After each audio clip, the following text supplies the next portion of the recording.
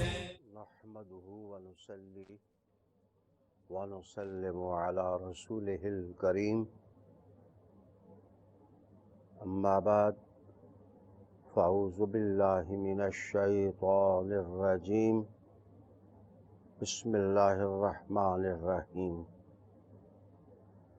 وإن من شيء إلا عندنا خزائنه وما ننزله إلا بقدر معلوم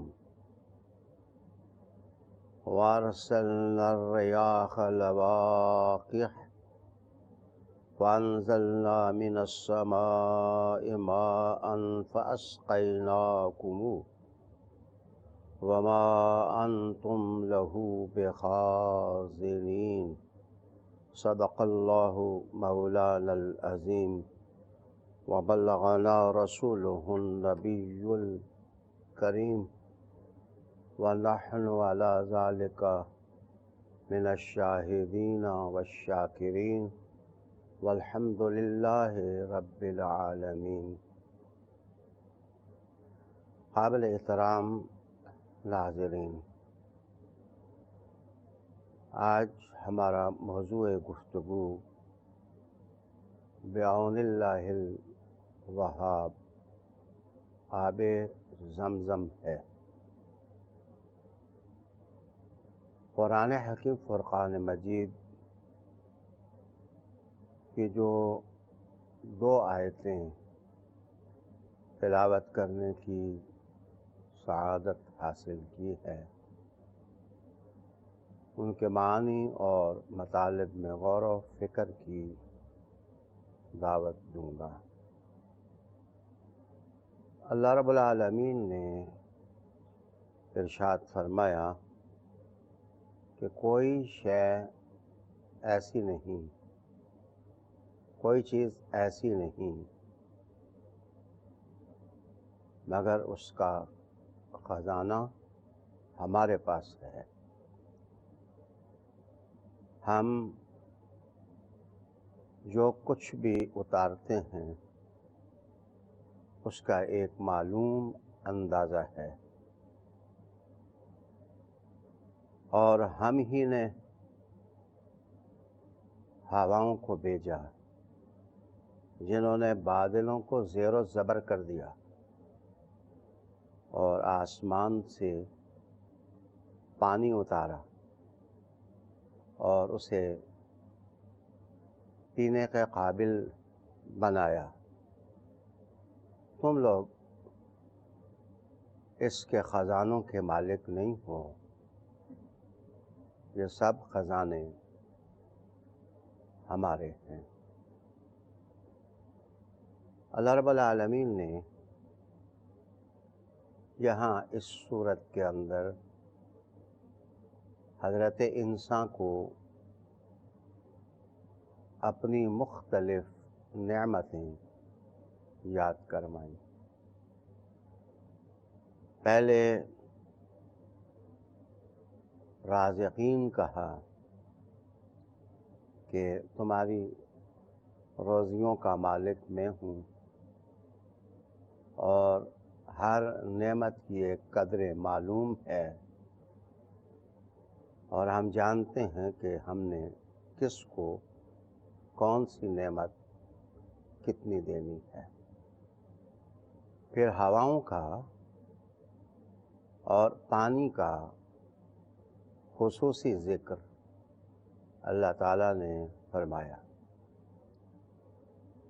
مجھے احساس ہے اس بات کا کہ لواقح لفظ سے سائنسدانوں نے نسل سازی اور تخم برداری کا معنی بھی لیا ہے، لیکن پرانے مفسرین کی آراء کی روشنی میں یہ بات میں عرض کر رہا ہوں کہ اس کا سیاق و سباق کے حوالے سے معنی یہی بنتا ہے کہ ہوائیں جس وقت بادلوں کی زلفوں کے ساتھ اٹکیلیاں کرتی ہیں تو بادل جہد در جہد سفر کرتے ہیں اور پھر کبھی تھک ہوتے ہیں اور کبھی تھن. ان کی متراکم لہروں میں نقاش فطرت پانی کے خزانے کو سمو دیتا ہے. قرآن حکیم میں سورہ الرحمن اس کو آسمان کا سمندر اور آسمان کا دریا بھی قرار دیتی ہے.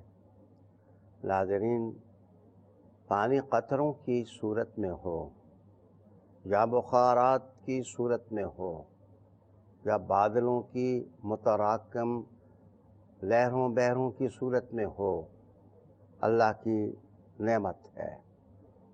اللہ تعالیٰ نے اپنی اس نعمت کا خصوصی ذکر کیا کہ یہ ہم ہی ہیں جو پانی آسمان سے برساتے ہیں اور اس کے خزانے ہمارے پاس ہیں. خزانہ وہ ہوتا ہے جس کو محفوظ رکھا جاتا ہے تاکہ وہ ضائع نہ ہو جائے. اس کا مطلب یہ ہے کہ فطرت کا تیز مستعد نظام ایسا ہے جو پانی کے سرکل کی حفاظت کیے ہوئے ہے. سمندر سے کس طرح موجیں اٹھتی ہیں، وہ کس طرح بخارات بنتی ہیں، کس طرح بادل جڑتے ہیں، پھر گنگور گٹاہوں سے نچوڑنے والا پانی کس طرح نچوڑتا ہے. قرآن حکیم اس کو ایک نعمت کی حیثیت سے گنتا ہے اور پورا ادراک کاری قرآن کو دیتا ہے کہ اس نظام کو کوئی ختم نہیں کر سکتا. یہ اللہ کا دیا ہوا نظام ہے. اگر کوئی زمین کے خزانے پر قابض بھی ہو جائے تو آسمان کے بادلوں پر کون اپنی گرفت مضبوط کرے گا.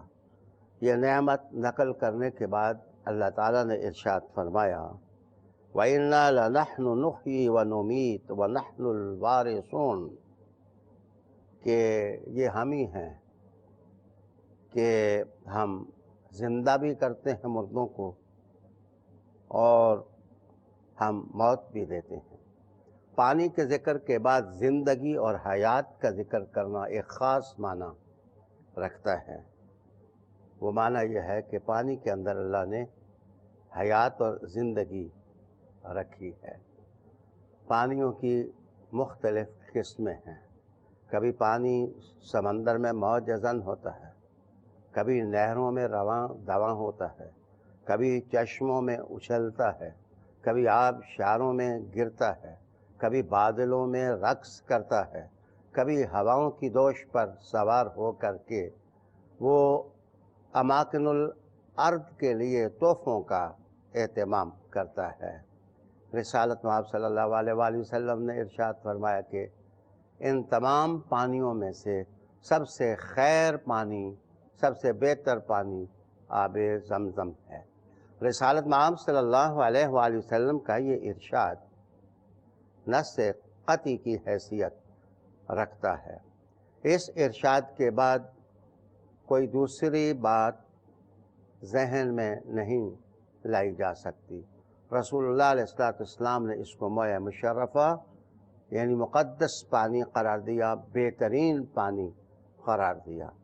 آپ صلی اللہ علیہ وآلہ وسلم ہی کا ارشاد ہے کہ زمزم میں شفا ہے.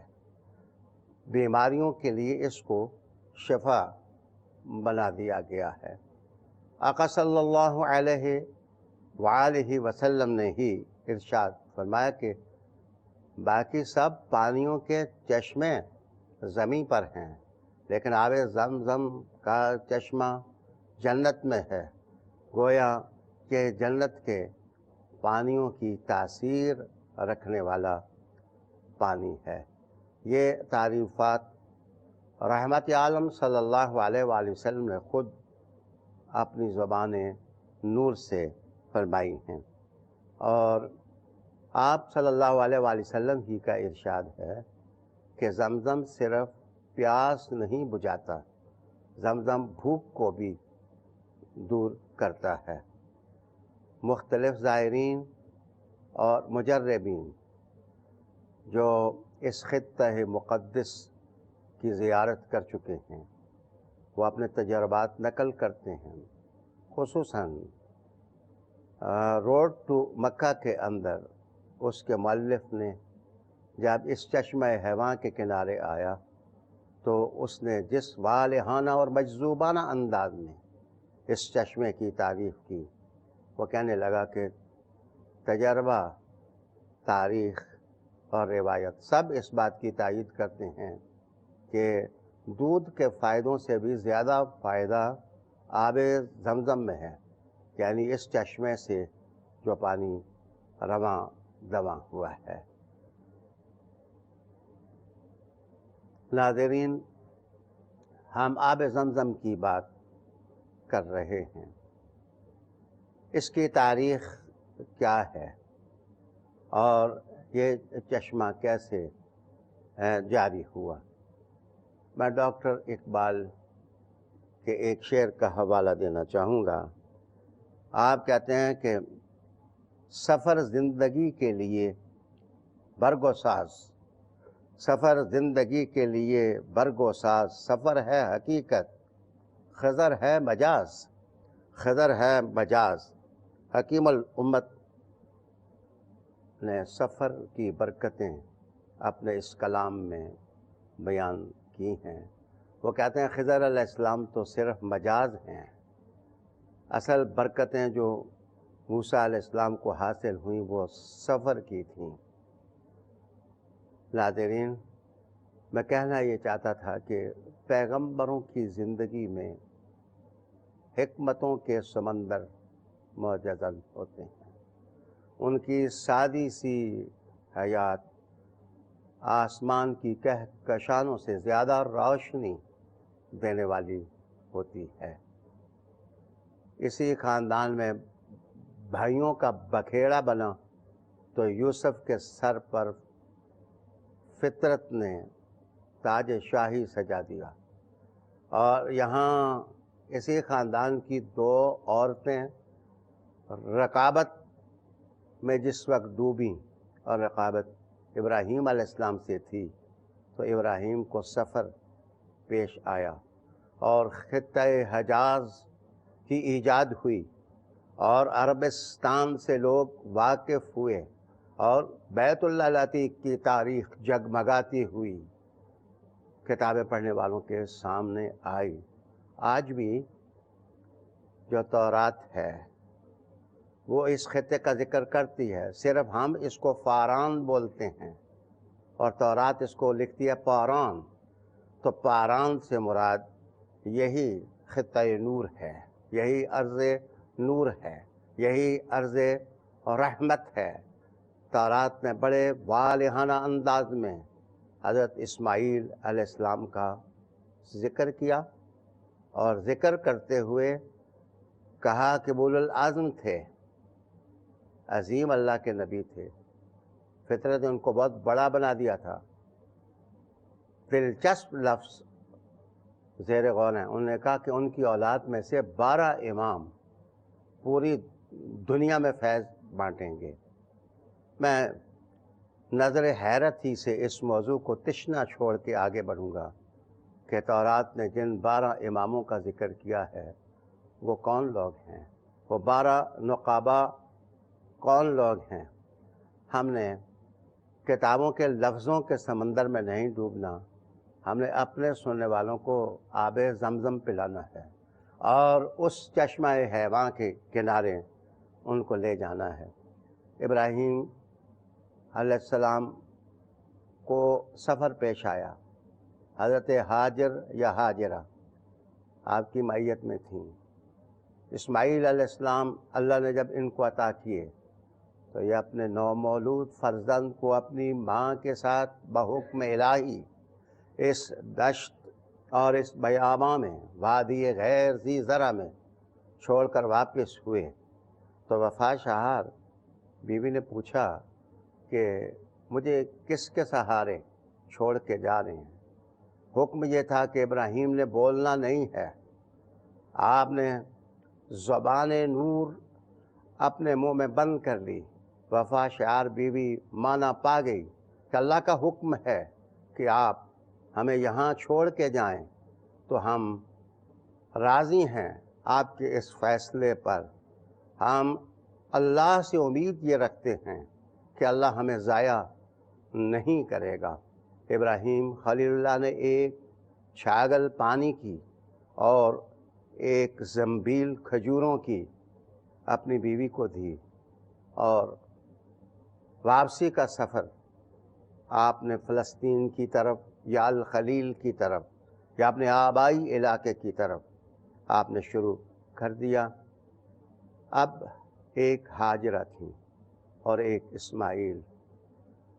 پانی چھاگل کا ختم ہو گیا تو بھوک سے نہیں ماں، تو چھاتی کا دودھ بھی خشک ہو گیا، بچہ تڑپنے لگا، بلبلانے لگا، اور جب پیاس محسوس ہوئی تو ہاجرہ بڑی محبت سے، پیار سے، لگن سے دوڑی کہ شاید کوئی آتا جاتا مسافر پانی دے کے چلا جائے تو میں اپنے بیٹے کا جگر پانی پلا کر کے ٹھنڈا کر سکوں۔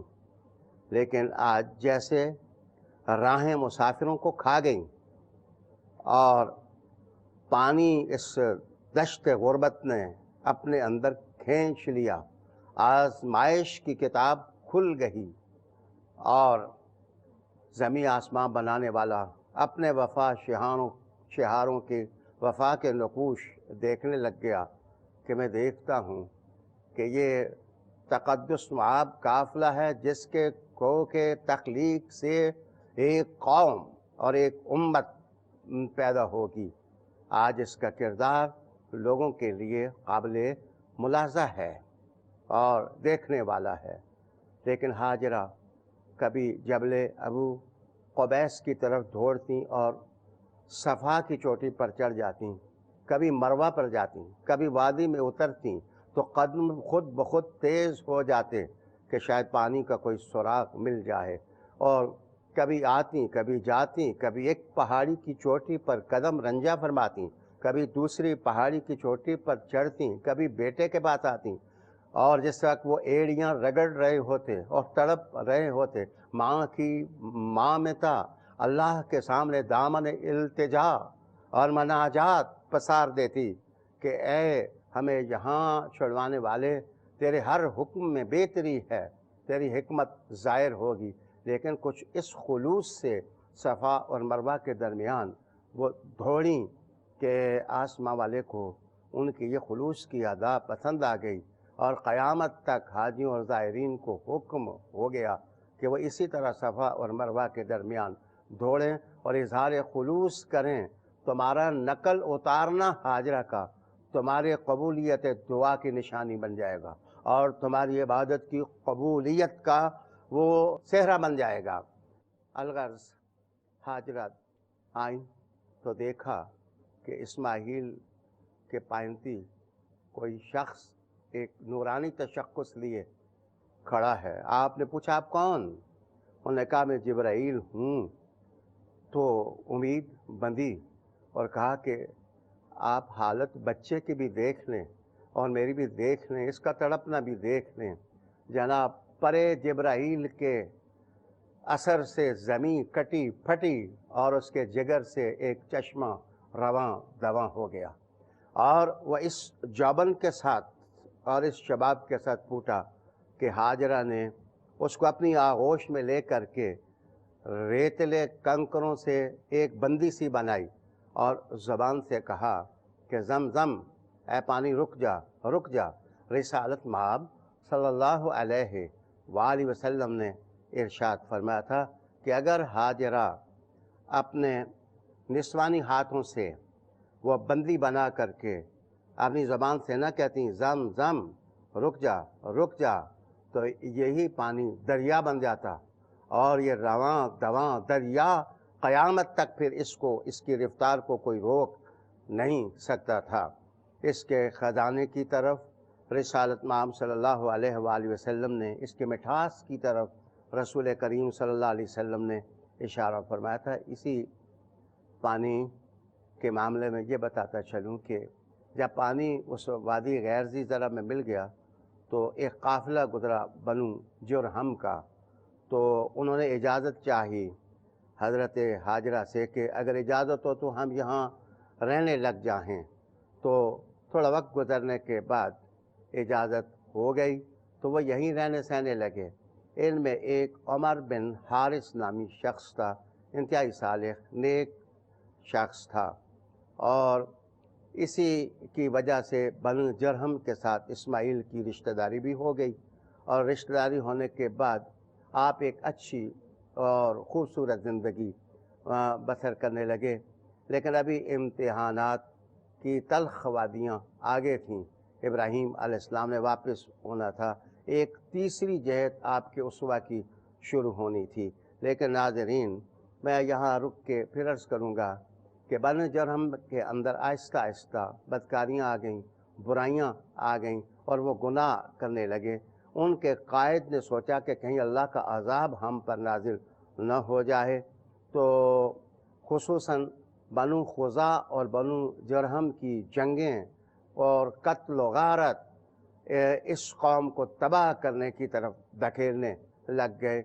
تو عمر بن حارث نے کعبہ کے نام پر جو مختلف قسم کے تحفے ملتے تھے سونے کے، ان کو اکٹھا کیا اور چاہے زمزم کے اندر ڈالا، اور ڈالنے کے بعد اس کو بھر دیا، اور اس طرح وہ رحمت کا چشمہ جو اللہ نے جاری کیا تھا اس کے ہاتھوں یہ بند ہو گیا، اور پھر ایک طویل عرصہ گزر گیا۔ یہاں سے بنو جرہم کو بنو خزاع نے لڑائیوں کے ساتھ نکال دیا، تا آنکھیں زمانہ کروٹ پر کروٹ بدلتا چلا گیا، ساتیں ساتوں کو دھکیلتی چلی گئیں، لمحے لمحوں کو الوداع کرتے چلے گئے، اور زمانہ رسول میں یہ تاریخ جا کر سرنگوں ہوئی۔ یہاں میں عرض کرتا چلوں کہ خاندان رسول دراصل رسالت محمد صلی اللہ علیہ وسلم کی 23 سالہ زندگی ہی کا عنوان نہیں ہے۔ خاندان رسالت آدم سے اپنی تاریخ شروع کرتا ہے، اور جب اس زمین کے اندر ظلمت نور آویزاں ہونے کے بعد تاریخ قیامت کی طرف جس وقت چلے گی، خاندان رسول کا کردار اس وقت بھی نمایاں ہوگا، روشن ہوگا، اور لوگوں کی ضرورت ہوگا۔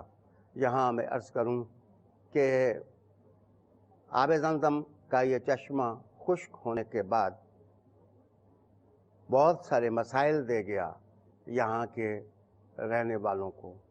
جس وقت مسائل درپیش ہوئے تو ہر دل، ہر ذہن، ہر نظر پانی کی تلاش میں رہنے لگ گئی۔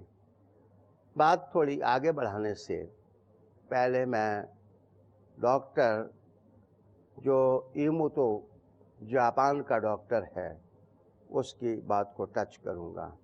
یہ بات تو اس نے بہت اچھی لکھی کہ آب زمزم کا جوڑ کوئی اور پانی نہیں ہو سکتا۔ اس پر تو تاریخ سائنس کی اتفاق کرتی ہے۔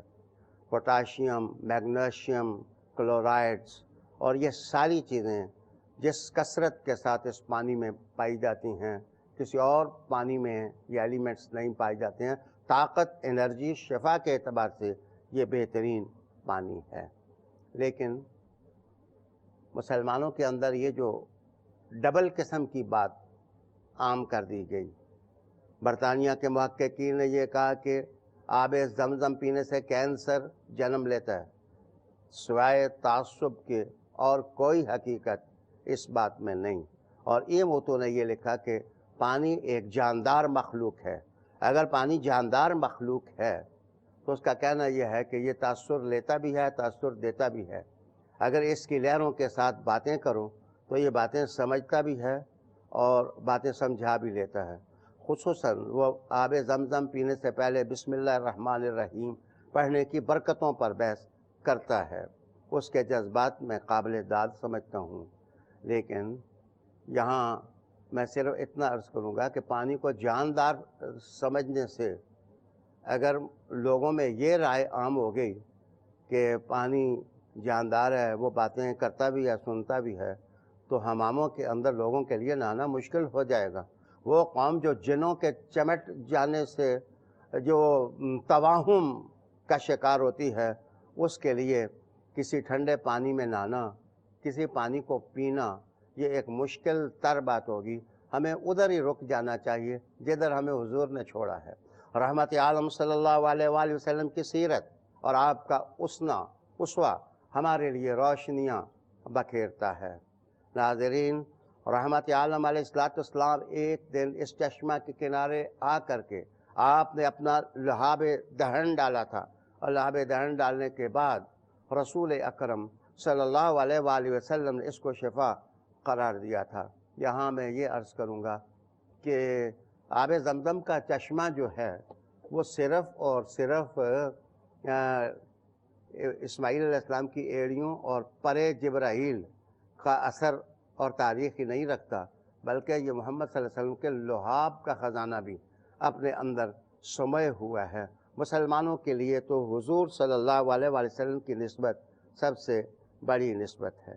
لیکن ایک مرتبہ امام ابو حنیفہ رحمۃ اللہ علیہ کے استاد سے پوچھا گیا کہ کیا پانی زمزم کا سب سے افضل ہے دنیا میں؟ تو آپ نے انکار کر دیا اور کہا کہ نہیں، زمزم کا پانی سب پانیوں سے افضل نہیں ہے۔ اگر یہ نہیں ہے تو پھر کون سا پانی سب سے افضل ہے؟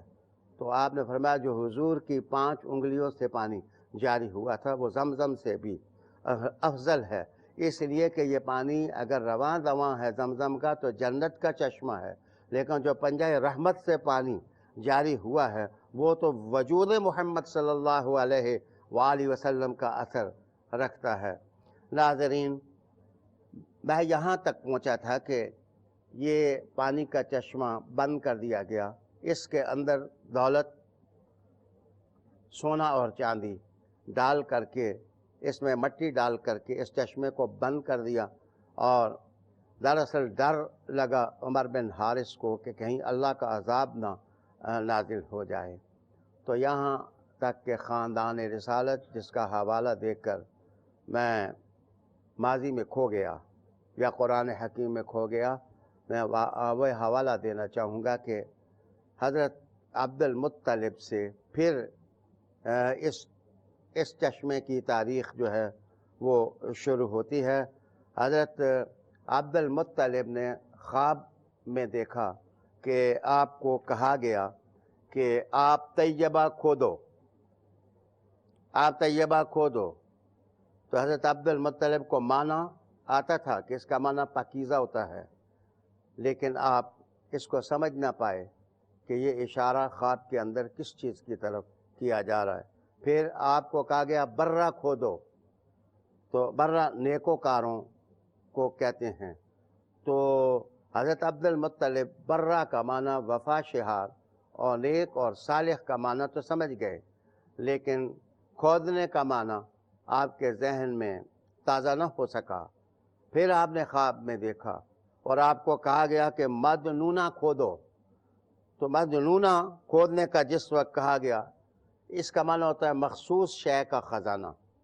تو آپ پھر بھی سمجھ نہ سکے کہ مجھے کیا چیز کھودنے کے لیے کہا جا رہا ہے، تاکہ خواب حقیقت بن کر ابھری، اور ایک دن صاف لفظوں میں عبد المطلب کو کہہ دیا گیا کہ زمزم کھودو۔ یہ جس وقت کہا گیا کہ زمزم کھودو تو حضرت عبد المطلب سمجھ گئے۔ اگر میرے باریک اور لطیف لفظوں کا معنی وہی سمجھا جائے جو میں سمجھانا چاہتا ہوں، تو میرے خیال میں رسالت مآب صلی اللہ علیہ وسلم کی تاریخ سیرت مزید روشنی دلوں میں پیدا کرے گی کہ حضور کا خاندان کسی بھی نام کی صورت میں ہو، اس کی تاریخ قافلہ انسانیت کی مدد کرنے والی ہوتی ہے۔ حضرت عبد المطلب نبی نہیں تھے، وہ رسول نہیں تھے، لیکن محمد صلی اللہ علیہ وسلم کے دادا تو تھے، اور حضرت ابراہیم اور اسماعیل علیہ السلام کی اولاد میں سے تو تھے۔ خوابیں انہی کو آتی ہیں۔ جس خاندان کی خوابیں اتنی معتبر ہوں، ان کی حقیقتیں کتنی معتبر ہوں گی۔ اگر بندہ سمجھنے پہ آ جائے تو حضرت عبد المطلب کو کہا گیا کہ جناب آپ زمزم کھودیں، تو آپ صبح اٹھے اور آپ کھودنے کے لیے گئے۔ وہ الفاظ اور کلمات جو آپ کو کہے گئے وہ یہ تھے: اغفر زمزم انک ان خفرتها لن تندم وہی میراث من ابیک الاعظم۔ اے عبد المطلب زمزم کھودو، اگر کھودو گے تو ندامت نہیں حصے میں آئے گی، کامیابی آئے گی۔ یہ آپ کے بابا جان کی میراث ہے، یہ آپ کے بابا جان کا ورثہ ہے، اس کو کھودو۔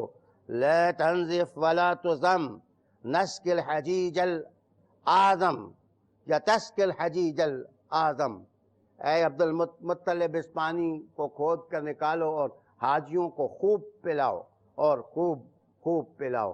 حضرت عبد المطلب کھودنے لگے چشمہ، تو